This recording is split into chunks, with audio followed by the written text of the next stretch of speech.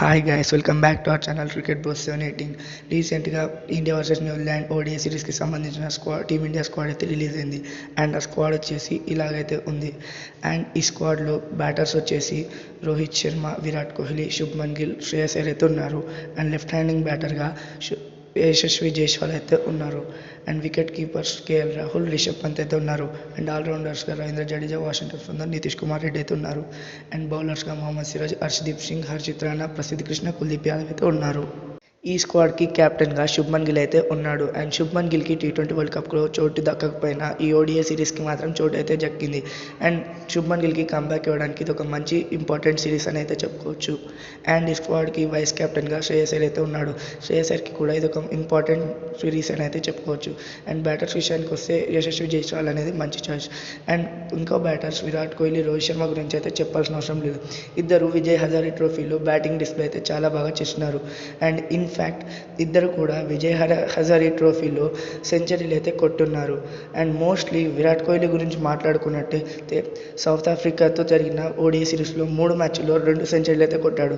కాబట్టి మనం ఈ సిరీస్ నుంచి కూడా మినిమం 1 సెంచరీ బ్యాటింగ్ డిస్ప్లే అయితే ఎక్స్పెక్ట్ చేయొచ్చు. అండ్ ఈ స్క్వాడ్కి కీపర్స్గా కేఎల్ రాహుల్ అండ్ రిషబ్ పంత్ అయితే ఉన్నారు. వీళ్ళిద్దరిలో ప్లేయింగ్ లెవెల్లో ఎవరు నడిపిస్తారో అనే డిసిషన్ చాలా ఇంపార్టెంట్. అండ్ ఆల్రౌండర్స్ విషయానికి వస్తే రవీంద్ర జడేజా, వాషింగ్టన్ సుందర్ అండ్ నితీష్ కుమార్ రెడ్డి అయితే ఉన్నారు. వీళ్ళ ముగ్గురులో ప్లేయింగ్ లెవెన్లో ఆడే ఛాన్స్ వాషింగ్టన్ సుందర్కి అయితే దొరకవచ్చు. ఎందుకంటే రీసెంట్గా Washington Sundar with the bat with the ball చాలా బాగా అయితే పర్ఫామ్ చేస్తున్నారు. అండ్ ఇతనితో పాటు రవీంద్ర జడేజాకు కూడా ఛాన్స్ దొరికే అవకాశం ఉంది. ఇన్ఫ్యాక్ట్ రవీంద్ర జడేజా కూడా డీసెంట్ ఫామ్ అయితే చూపిస్తున్నాడు. వీళ్ళిద్దరికి మాత్రం ఛాన్స్ అయితే దొరుకుతాయి. అండ్ బౌలర్ విషయానికి వస్తే ఈ సిరీస్లో మెయిన్ బౌలర్గా మొహమ్మద్ సిరాజ్ అయితే ఉంటాడు. ఇన్ఫ్యాక్ట్ ఒక మంచి రెస్ట్ తర్వాత మొహమ్మద్ సిరాజ్ ఈ సిరీస్లో అడుగు పెడుతున్నారు. కాబట్టి ఇది ఒక ఇంపార్టెంట్ సిరీస్ అయితే అవ్వబోతుంది. అండ్ మొహమ్మద్ సిరాజ్తో పాటు హర్షదీప్ సింగ్ కూడా ఈ సిరీస్లో అయితే ఉన్నాడు. అండ్ ప్రసిద్ధ్ కృష్ణ కూడా మంచి ఫామ్లో అయితే ఉన్నాడు. వీళ్ళ ముగ్గురితో పాటు యంగ్స్టర్ హర్షిత్ రాణా కూడా ఈ స్క్వాడ్లో చోటు దక్కించుకున్నాడు. అండ్ నెక్స్ట్ స్పిన్ బౌలర్గా కుల్దీప్ యాదవ్ అయితే ఉన్నాడు. కుల్దీప్ యాదవ్ ఎట్లాంటి బౌలరో మనందరికీ తెలిసింది. అండ్ తన స్టైల్ ఆఫ్ బౌలింగ్కి ఈ ఫార్మాట్ పక్కా సూట్ అవుతుంది. అండ్ ఇక్కడ షాకింగ్ న్యూస్ ఏంటంటే గైక్వాడ్ గత సిరీస్లో సెంచరీ కొట్టినా కూడా ఈ సిరీస్లోకి అయితే తీసుకోలేరు. నేనేమనుకుంటున్నాను అంటే ఎక్స్ట్రా పేస్ బౌలర్ కోసం అయితే ఈ డెసిషన్ తీసుకున్నాను నేను అనుకుంటున్నాను. మరి మీరే అనుకుంటున్నారో కామెంట్ అయితే చెప్పండి. అండ్ ఈ స్క్వాడ్ అయితే ఎలా ఉందో కూడా కామెంట్లో అయితే తెలియజేయండి.